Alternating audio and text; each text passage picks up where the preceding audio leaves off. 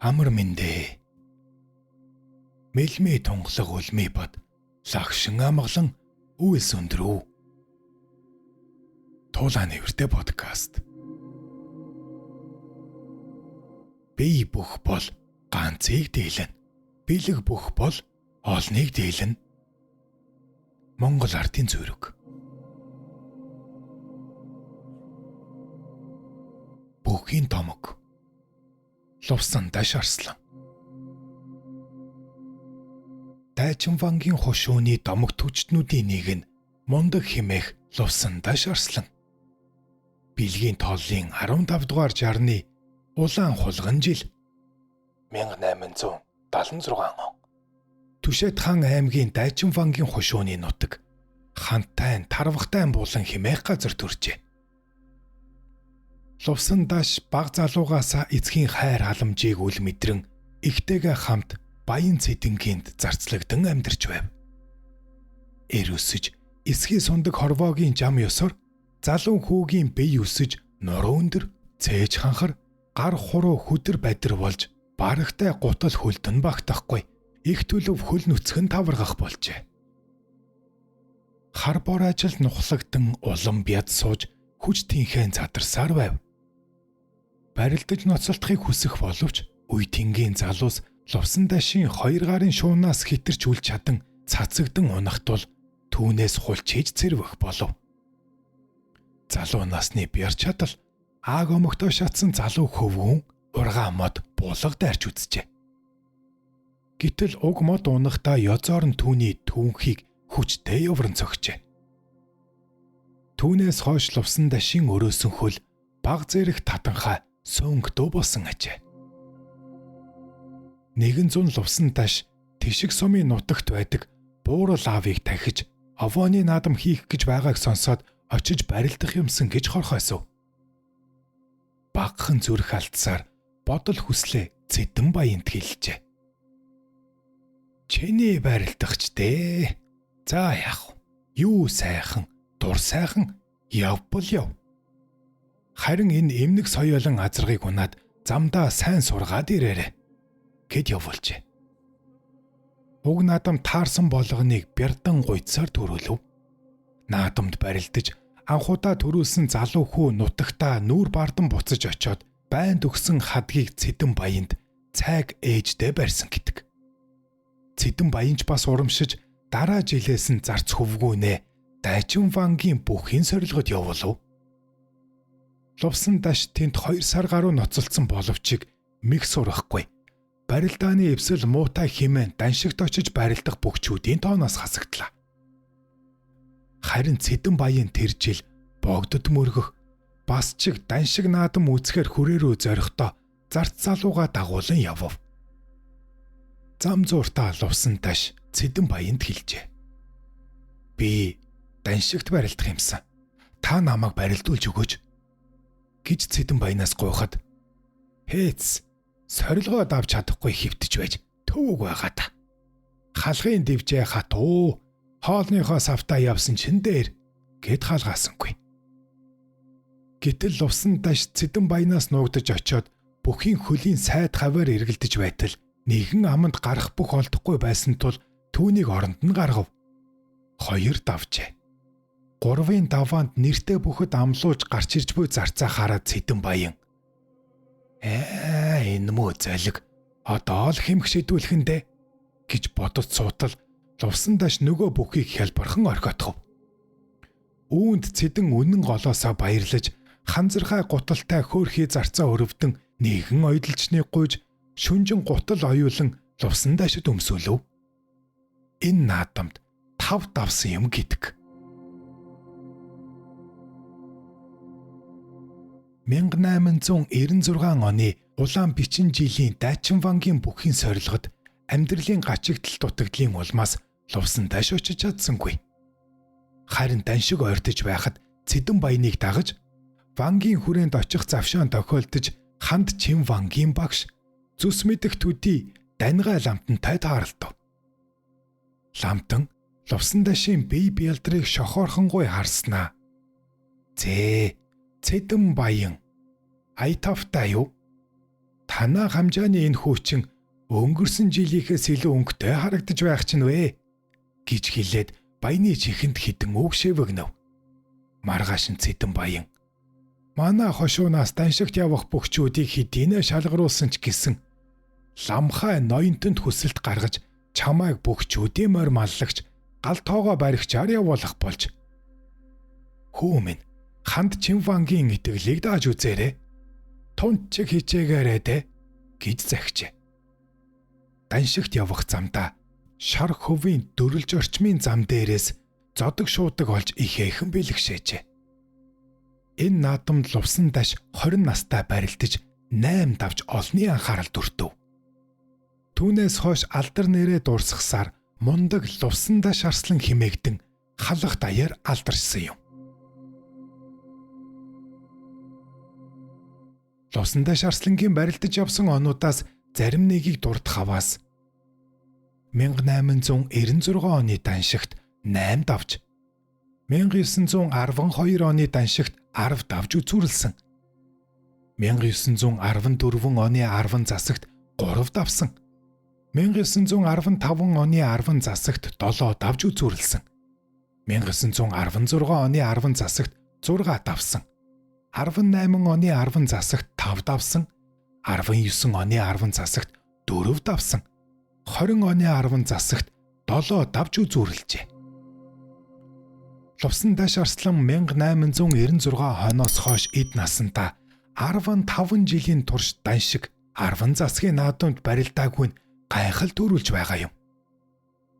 Харин олноо өргөгдсөний 2 дугаар он буюу 1912 оны хар хулган жилд 7 хушуу даншгийн наадамд 1064 бүх барилдахад Сэцэн хааны мөрөнцөн аварга төрүүлж мундаг лувсан даш 10 давж үзүүрлэн 36 наснда улсын арслан цол хүртжээ. Тэгэхлээр биар хүч, урам их, эд жагссан 21-с 35 наснда мундаг лувсан даш арслан улсын чанартай наадамд барилдсансан бол түүнд аваргын барай тун ойрхон байх байсан болов. Лувсан даш арслангийн зөвхөн нэг хуруу нь жирийн бидний 2 хурууг нийлүүлсэнтэй адил бүдүүн тул учраа бүхийхөө зодог шуудагт хуруугаа оруулан барьж болдоггүй байжээ. Иймээс учраа бүхийхөө буугүй тохоо зэрэг аль тааралцсан газраас нь атхан авч дугтрах, мушгах юм уу хүч чингээрээ дарж унагадаг шалмаг хурдан барилддаг байсан ажээ. YouTube дээр Туулаа нэвэртэй подкаст. Бичлэг таалагдж байвал сэтгэлдээ үлдээж лайк товчоо дараарай. Ингэснээр та сувгаа дэмжиж буй юм. Нэг орой үнээгээ сааж байсан ээж нь хүл увсан дашаагаа дуудаж энэ хязаалан гун үнээ саалгахгүй дайрчих гээд байх юм. Үүнийг хөөгöd холдуулаадах та минийхөө гэжээ. Тэгтэл лувсан даш тэр өхрийг нэг гараараа эврээс нь нөгөө гараараа гуйны тус газраас барьж үүрж ташуулдан зилээ бүтэн тойроод ойролцоох жалга руу аваачаад орхичихжээ. Энэ үйл явдал түүний даншигт үзүүрлэн арслан цол хүртсэн жил болсон юм гэдэг. 1914 оны ноён Номун хаан ламтны 37-ны сүүдэр давхарлсны баяр наадмын үеэр нэгэн дуганд гал гарчээ. Дугны доторх үнэтэй цайтай зүйлийг хурдан зөөн гаргахын тулд гадаах том дааман хаалгыг авч зай гаргах үүрэг лувсан даш нарын хэсэг бөхчүүдэд оногджээ. Ингээд хаалганы нэг гуйыг лувсан даш арслан нөгөө гуйыг бүрхэг дэндв зэрэг 2-3 бүх өргөх болов. Тэгтэл лувсан даш өөрийн талыг гинэд хүчлэн өргөхөд аргил бүдүүн дүнзэн яс мод чигчээ суулгас дайгаа газраас дэлэм хэртээ суг татагдан гарч ирж байсан гэдэг. Тэдгээр 4-5 бүх уг хаалгыг дамжлан 20-30 орчим алхмын цаана хэрэм төшүүлэн тавив. Хожмоо тэр хаалгыг 20 хүн дамжлан ойр ойрхон амарч арай хийж хуучин байранд нь аваачиж байрлуулж байсан юм гэдэг. Нутгийн хэсэг үе тэнгийн залуус 2 гунан бүх мөргөлдөж байгааг хараад "Ой, Луя арслан энэ 2 буухыг ухас гэж мөргөлдөх үед иврээс нь барин зогсооч чадах уу?" гэж асуужээ. Тэгэхэд Лувсан даш Арслан үзээд алдъя гэв. Хоёр буухын хоорондуур залуусын нэг нь малгайгаа шитгэхэд Лувсан даш хараахан мөргөлдөхөөс өмнө ухасхийн нэг иврээс нь барьж автал хоёр бух муухай ойрлон хүчэндээ савж ойчиж байжээ. 1915 оны 10 засгийн наадмын 7-гийн даваанд мундаг Лувсан даш Арслан гочоо зааныг амлан авав. Тэгэхэд гочоо заан ухаахан бөн өнгөтэй хамбан дотортой хаашаа 4-3 өргөн өдмөл товшоостой 3 давхар вандан хадаг сүлжиж хийсэн элэг бүстэй шин зодог өмсөж байжээ. Гочоо зааныг яаж барилдахыг хизээний мэдэх Лувсан даш Арслан гүйхт нь анаж байгаад элэг бүснээс нь лаваатхан авчээ. Гочоо заан уг барьцыг тавиулах гэж гидэргээ зүтгсэнд далбааны оосрон тас үсэрч хүчэндээ ард тийшээ маш чангунсан ажээ. Энэ хоёр бүхийн хэн нь эгэлгүй хүчтэй байсныг энэ явдал гэрчлэн. 1923 он Лувсан даш Арслан 12 тэрэгтэй ордог харуулаас Дайчин вангийн хүрээ орохоор явж байжээ. Гэтэл Бортын ташир гэдэг даваанд цувааны дунд хэрд явсан тэрэгний дугуй ургаа модны завсраар орж гацсан. Урд нь явсан бүх шар тэрэгнүүд түүшээ сунган зүтгээд цөм зогсжээ. Тэгтэл Лувсан даш модонд гацсан тэрэгний ар хөндлөөс хоёр гараараа бариад хүчлэн татсанд урагшууллан зогсон олон шарыг ачаатай тэрэгнүүдийн хамт гидрэг ухруулан дугуйг модноос нь мулт татан гаргажээ. Харин тэр тэрэгний хой талын шинхэн хусан хөндлөн хоёр талынхаа өглөөргаар хуг өсрөн Арслангийн гарт үлдсэн юм гэдэг. YouTube дээр туулааны вэртэй. Нэгэн удаа Лувсан даш их Яндан гэдэг хүний хамт хідэн үхэр тэрэг ачаатай хантай замбын даваа өгсөд явж байв. Гэтэл нэг шар нь хүнд ачаатай тэргээ дийлж явж чадахгүй чангаагаад байж. Арслан хэлжээ. Энэ муу шар надаас дор байхдаа яадаг юм гэж хэлээд үхрийг тэрэгнээс гаргаж нэг гартаа хөтлөн нөгөө гарын тохоод ачаатай тэрэгний буулгыг углаж хиз бартаа замаар чирэн километр илүү газар ёор түүрдсэн шинжгүй даваан дээр гарч байжээ. Хантай нутагт будаа тарианы ажил нэлээд хэмжээгээр эрхэлж байсан тул том бул чулууг мориор зүтгүүлэн будааг шинээр нь цайлгаж салгадаг бөгөөд уг чулуу 2 м орчим урт тэвэрч хүрэхгүй бүдүүн бараг заалбал 200 кг-аас наашгүй жинтэй байдаг. Ийм чулууг Лувсан даш Арслан жирийнийг тайрдас мод шиг огт анзаарахгүй өргөж нааш цааш тавиад ажиллаа хийдэг байсныг нутгийн хөгшчүүл ярьдаг юм. Арслан нас агсан хойноо замбын баян наст дүнжин гарав овоог тагсан наадамд төрүүлжээ. Наадамд харсны дараа найр болж Арслан хойморт өрн дайлж хүндэтгэл үзүүлв. Наадамд Арслангийн амлахад дээгүүр даваанд өвдөг шороотсон ойролцоо нутгийн мөрийн дондов гэдэг Берта шартай нэг залуу халамцуудаа. Энэ мөө хөгшин төгцөг. Алийн болгон наадмын дивжээнд дархалж байдгийм. Чамайг найрын гадаалгаар нэг сайн шаагаад унахчихъя гэж боджээ. Тэгээд оройхон Арслан гадаалаад хүнтэй ярьж суухт нь хулх руу нэг сайн шаагаад орхисонд Арслан жишэмчгүй сууж байж. Дахин байдаг чадлаараа дилсээд авсан чинь чулуу руу цогчсон юм шиг гар нь янгнаж өвдөжээ. Лувсан даш төдийлөн цочсон шинжгүй айжуухан эргэж хараад "Дондоо чи жаахан согтож байна уу да?" гэсэн дичээд тэр доороо мордоод явчихсан гэж дондууга өөрөө ярьж байжээ. 1917 онд Ханд вангийн хүү Жамбулд орж хошуу засаг залгаж залуугийн голд зэрэг шарах наадам хийжээ. Энэ тэндээс олонж сайхан бөхчүүд цугларч тэдний дотор сайн ноёны Лүндэ жанцсан Арслан ирсэн байв. Лүндэ Арслан намхаа аваргаас хойш Дайчин вангийн хошуунд хазгар харалган хоёроос өөр бүх байх биш. Лувсан даш арслан бүрхэг дэндүү хоёрыг хэлжээ. Энэ наадам минийх гэж аргаж явжээ. Үүнийг сонссон лувсан даш арслан 3-ын даваан түүнийг амлаж орхиод улмаар энэ наадам төрүүлж байжээ. Хужрын голын пүүст жинчид ачаага буулгаж байв. Хунцтай цайг тэд хоёр-хоёроо дамжлан хураахаж. Тэгтэл нэг биерхүү суун хөгшин хурж ирээд "Ишхүү хөд минь, энэ их цайг ийм маягаар зөөгөөд яаж дуусан та?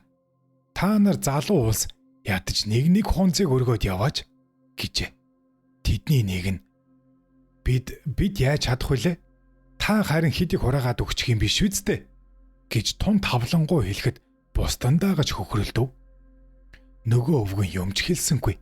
Хунцтай цайныг өрөөсөн булангаас чимхэж аваад агуулгын вандан руу шидэж эхлэв.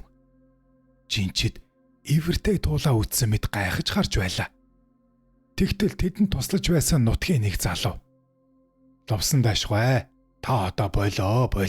Үлдснийг нь бид буулгая" гэхэд жинчид нөгөө мундаг лувсан даш арслан гэдэг нь байсан байж тээ гэж таньсан гэдэг. Сүүжийн адагт гомбжав химээх айлд сүүлийн хэдэн жил эмээл тохуулаагүй омоолон догшин бор морь байдаг байлаа. Гэрийн эзэн орсон гарсан хүнд хэлэх юм. "Омоолон борлогоо манайх барьж эдэлж чадахгүй нэ. Үүнийг нэг номхон юмар солих юмсан" гэж ярина. Тэгтэл нэг өдөр лувсан даш арслан том хээр бор морь унчихсан тэднийхэр буужээ. Арслан хэлжээ. "Танд л над шиг зовлогыг даах морь байна гин. Номхон юмнаар солих юм гэж дуулаад ирлээ" гэв. Гэрийн эзэн уриалгахнаар "Тэг. Оронд нэг залуу номхон морь өгнө үз" гэтэл арслан "Би нэг залуухан хээр морь унаж явна. Гараад шүдээг нь үздэй" гэлээ. Тэд гарч морины шүд амыг үзээд авч өгөлцөхөөр тохиролцов. Гомбжав. "За, танд бор морийг тань яаж игээд бариад өгье. Та хөтөлж хараад энэ хээр бор морио хүнээр өгөөд явуулна биз. Би хүүхэд явуулаад авсан чиг яах вүлээ" гэжээ. Тэгэхэд арслан "Үгүй. Тэгж төвгүүдаад яах вэ? Одоо шууд унаад явна" гэхэд эзэн хэлв. Лувсан дашгүй амжихгүй. Хэдэн жил хээрийн салхинаас өөр юм үзээгүй зэрлэгчсэн амтан гэхэд лувсан даш юм хэлсэнгүй. Тэнд байсан хэдэн залуус морь барихаар мордож адууга дээвэртэй хашаанд шахаж орууллаа. Борлог бормор бусдаас онцгой орон цоролцох ажээ. Арслан хэлжээ. "Хүүхэд, наад морио миний гар хүрэх газраас шахаж хөөгөөдөх" гэж. Залуус хэлсэн ёсоор арслан руу адууга шахлаа. Тэгтэл борлог бор лувсан дашийн хажуугаар шүр хийгээд өрөөсөн гараараа морины дилээс шүүрч аваад нөгөө гараараа далны хөх махнаас хүчтэй бацтал нэг янцглаад шээс алдаад зогссон гин. Арслан хэлжээ. "За хүүхэд минь, төрөхөн шиг эмээлж хазаарлаад орхиороо" гэжээ. Залууч ёсоор болгов. Та хашаанаас гаргаж байгаад мордох юм байгаа үсттэй гэхэд Яамаа. Та хэд сайн чихтэй дарж бай. Би нэг мордоод орхи гэд сэв хийтэл мордчихов. Тэгээд арслан "За 50 гэлээ." Морь булгахаас өмнө арслан мундаан дээр нь өрөөсөн гараараа хүчтэй дарлаа. Морь хид тонгчих айцнаа чадсангүй. Тэгээд лувсан даш морио хид ташуурдан шогшуулсаар яваад өгсөн гэдгийг. Лувсан даш арслан нас үтсэх хойноож хурдан шалмаг сайхан барилдаж наадамчин олноо баялсуулсаар байсан аж. Дамдан агсан нэгэн удаа хэлжээ. Олон оны наадамд онцгой сайн барилдаж хүчтэйхээ их сүрээрээ алдарсан энэ арслан 1928 оны үеэр ардын засгийн баяр наадамд 60 настайдаа барилдаж байхыг нь би нүдэрээ харсан юм. Тэгэхээр хэдийгээр өтөлж дороодсон боловч барагтай хүний хөлдөө хүргэхгүй. 2 гарынхаа үзүүрээр арил хийсэж орхиод давгүй байралцаар 6 давж байсансан гэж бичжээ. Лувсан дааш арслан төрсөн нутагтаа мал маллан амьдарч байгаад 1938 оны 11 сард 62 наснда тэнгэр болжээ. Түүний хавирганы яс нь үргэлж байгаад цогцыг нь Тимоте 2 хүн ачаад баруун зүг явсан. Мөрөн цасан дээр тод гарсан байсан гэж нутгийн хөгшөд ярьдаг байжээ. Лувсан дааш арслан зодог шуудга Баян цэдэнгийн өргөмөлхүү баг ёндонд дурсгал болгон өгсөн нь Булган хотод сууж буй Ёндонгийн төрсөн охин Баасан сүрэнд хадгалагдаж буйж. Хантай халуун Ёндон хэмээн алдарсан энэ бүх 1930 эдэн оны сүүлч 40-од оны ихээр аймгийн заан цолтой барилдаж байжээ.